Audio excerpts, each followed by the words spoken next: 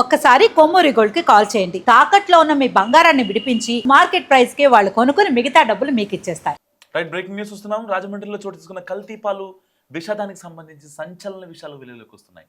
ఇప్పటికే నలుగురు మృతి చెందగా కల్తీ పాలు తాగి మరొక 8 మంది కిడ్నీ సమస్యలతో ఆసుపత్రుల్లో చికిత్స పొందుతున్నారు.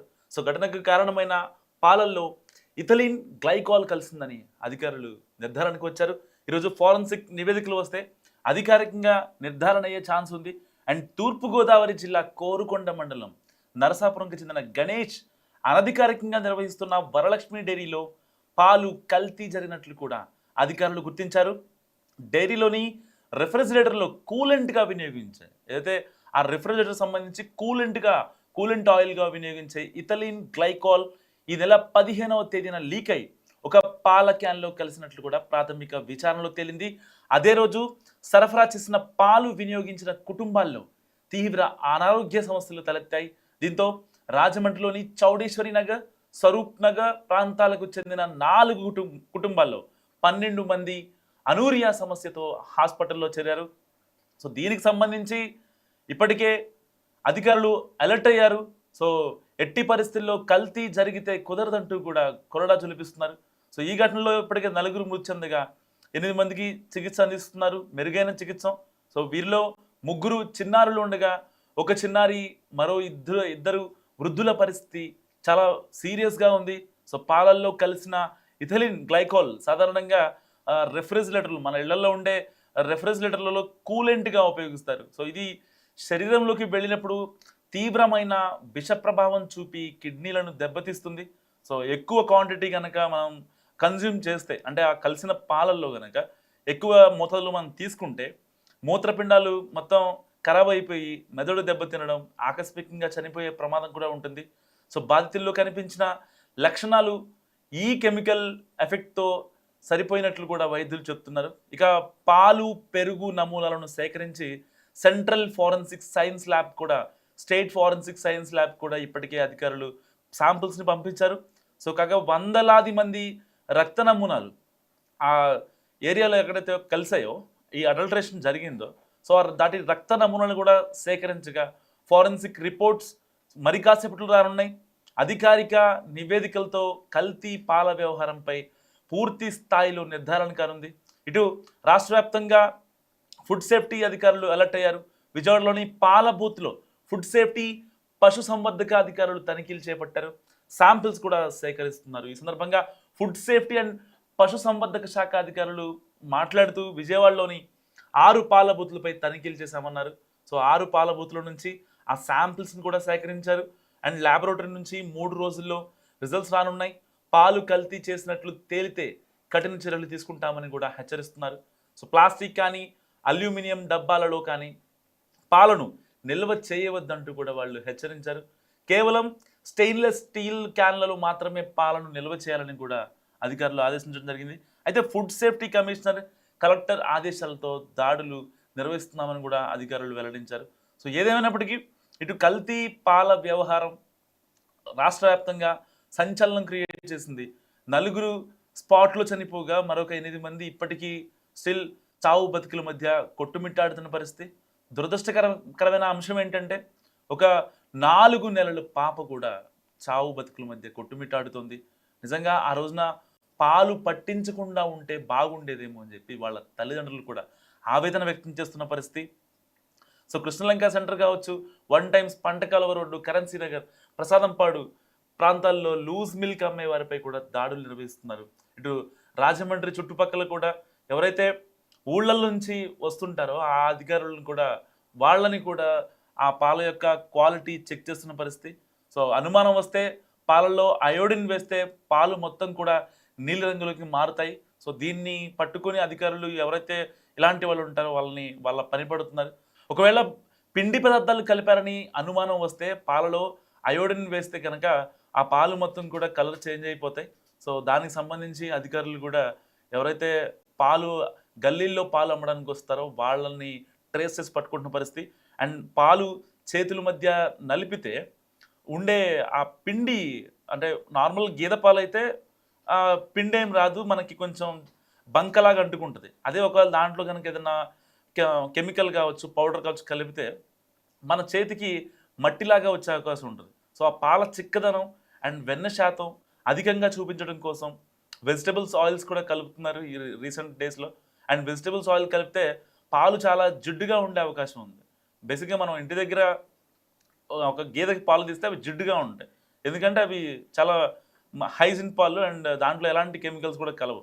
సో పాలు టేస్ట్ చేసినప్పుడు ఏదైనా చేదుగా అనిపిస్తే ఖచ్చితంగా దాంట్లో ఏదో ఒక పిండి పదార్థాలు కలిసే అవకాశం ఉంటాయని కూడా అధికారులు గట్టిగా చెప్తున్న పరిస్థితి. ఎందుకంటే రీసెంట్ డేస్లో ఇథిలిన్ గ్లైకాన్ అనేది పాలకి ఇప్పుడు ఒక సీక్రెట్గా మారిందని చెప్పుకోవచ్చు. అంటే వాటిలోని వెన్న శాతాన్ని ఎక్కువగా చేస్తుంది. సో ఇంకా అన్ని రకాలుగా చిక్కదనం అంటే యాజ్ ఇట్ ఈజ్ బర్రెల్లోని ఫాముల్లోని ఆ యొక్క గేదెల దగ్గర సేకరించిన పాలలాగే ఇవి ఉండటం మనం గమనిస్తున్నాం. సో ఈ పాలలో ఇథిలిన్ గ్లైకాల్ కలిసిందంటూ కూడా మనకి వార్తలు వస్తున్న పరిస్థితి. మరికొద్ది సేపట్లో దీనిపైన ఏదైతే అధికారులు అఫీషియల్గా నిర్ధారించనున్నారు. సో ఆఫ్ ద రికార్డ్ ఏం జరిగింది అక్కడ, అసలు ఆ రెఫ్రిజరేటర్లో మిల్క్ ఏదైతే నిల్వ ఉంచే రెఫ్రిజిరేటర్లో ఏం జరిగింది అని అక్కడ ఒక సీసీ కెమెరాలో అక్కడ ఉన్న అధికారులు అందరినీ మాట్లాడిన తర్వాత దీంట్లో సో ఇథిలిన్ గ్లైకాల్ దీని కెమికల్ ఫార్ములా C2H6O2. సో ఇది ఒక రెఫ్రిజిరేటర్ని లేకపోతే పెద్ద పెద్ద వేర్ హౌస్లో ఉండే రెఫ్రిజిరేటర్లు ఏవైతే ఉంటాయో వాటిని జస్ట్ కూల్ చేయడం కోసం వాడే ఒక coolant oil. It's a complete chemical అనమాట. జస్ట్ ఇమాజిన్ ఒక పాలల్లో మనం అంటే ఒక మట్టి చుక్కో లేకపోతే అంటే నీళ్ళల్లో అశుద్ధమైన నీళ్లు కలిస్తేనే ఆ పాలను పక్కన పడేయటం లేకపోతే ఇంకోటి చేస్తూ ఉంటాం. సో ఇక్కడ అంటే పర్టికులర్గా ఈ డైరీని మెయింటైన్ చేస్తున్న వాళ్ళు కావచ్చు అండ్ ఆ రెఫ్రిజరేటర్లు మెయింటైన్ చేస్తున్న వాళ్ళు కావచ్చు. సో దాంట్లో ఆ హైజీన్ వాల్యూని వాళ్ళు తరోగా చెక్ చేసుకుపోవడం ఇక్కడ ఒక ప్రాపర్ మైనస్ అనుకోవచ్చు. ఫర్ ఎగ్జాంపుల్ ఒక కంపెనీ ఉంది, ఫర్ ఎగ్జాంపుల్ అది ఒక ఫుడ్ సేఫ్టీకి సంబంధించిన కంపెనీ. ఇటు food supplements and authority of India వాళ్ళు ప్రాపర్గా చెక్ చేసి ఇస్తారు, ఆ హైజీన్ అంతా చెక్ చేస్తారు. సో పాలు అంటే కంప్లీట్గా పిల్లలు కన్జ్యూమ్ చేసే లిక్విడ్స్ కావచ్చు లేకపోతే సాలిడ్స్ కావచ్చు ఏదైనా సరే వాటికి సంబంధించి ఈ ఫుడ్ సేఫ్టీ ఆఫీషియల్స్ చాలా తరోగా చెక్ చేస్తూ ఉంటారు. సో ఇక్కడ ఎందుకు మరి కూలెంట్ ఆయిల్ ఎందుకు వాటర్లో దాంట్లో కలిసింది, లీక్ అయి కలిసిందని చెప్తున్న పరిస్థితి. సో ఈ ఇథిలిన్ గ్లైకాల్ కనుక ఒకవేళ బాడీలోకి ఎక్కువ కన్జ్యూమ్ అయితే ఐదర్ అంటే డైరెక్ట్గా దాన్ని కన్జ్యూమ్ చేయలేము, ఒకవేళ దాన్ని పాలల్లో కనుక వాటర్లో కనుక కన్జ్యూమ్ అయి తాగితే సో దాన్ని కన్జ్యూమ్ చేసిన మోతాదుని బట్టి ఇన్స్టెంట్గా మన బాడీలో ఆ చేంజెస్ వచ్చే అవకాశం ఉంది. సో ఇప్పటికి చనిపోయిన నలుగురు కూడా దాదాపుగా 6 అవర్స్ గ్యాప్లోనే ఈ నలుగురు కూడా చనిపోయిన పరిస్థితి. అంటే ఎంత ఫాస్ట్గా ఈ ఇథిలిన్ గ్లైకాల్ అంటే మనిషిని చంపేయడానికి లేకపోతే ఆ మైండ్ పనిచేయకుండా ఒక నర్వస్ స్టేట్లోకి బాడీ మొత్తం వెళ్ళడానికి ఎంత యూజ్ అయిందో మనం అర్థం చేసుకోవచ్చు. ఇక్కడ పర్టికులర్గా ఇథిలిన్ గ్లైకాల్ గురించి చాలామందికి తెలియాలి, ఎందుకంటే ఇది ఒక కంప్లీట్ కెమికల్.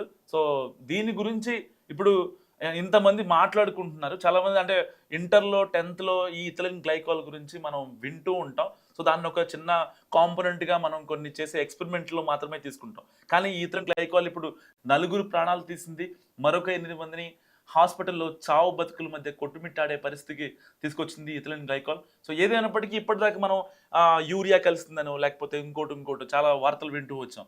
కానీ రాజమండ్రి కల్తీ పాల వ్యవహారంలో జరిగింది ఇథిలిన్ గ్లైకాల్ అనే ఒక కూలెంట్ ఆయిల్.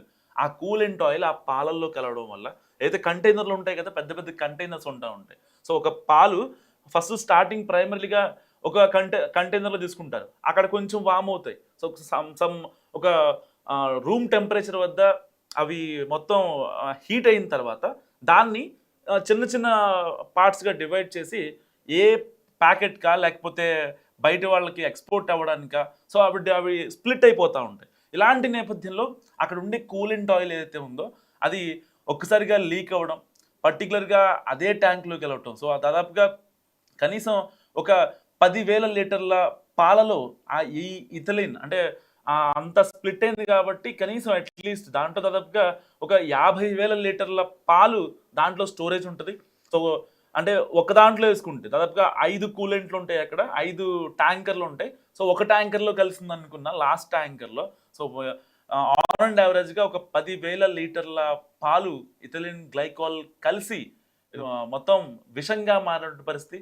దానికి సంబంధించి ఇప్పుడు 4 చనిపోయారు అండ్ 8 మంది ఇంకా కిడ్నీ సమస్యలతో ఒక చిన్నారి పరిస్థితి మరీ దారుణంగా ఉంది. సో ఆ రోజున వాళ్ళ అమ్మ 5 నెలల చిన్నారి వాళ్ళ అమ్మ పాలు ఇవ్వలేదట. ఆ రోజే వాళ్ళు పాలు తెచ్చుకోవడం జరిగింది. చౌడేశ్వర్ నగర్ కాలనీలో వీళ్ళు రాజమండ్రి దగ్గర నివాసం ఉంటున్నారు.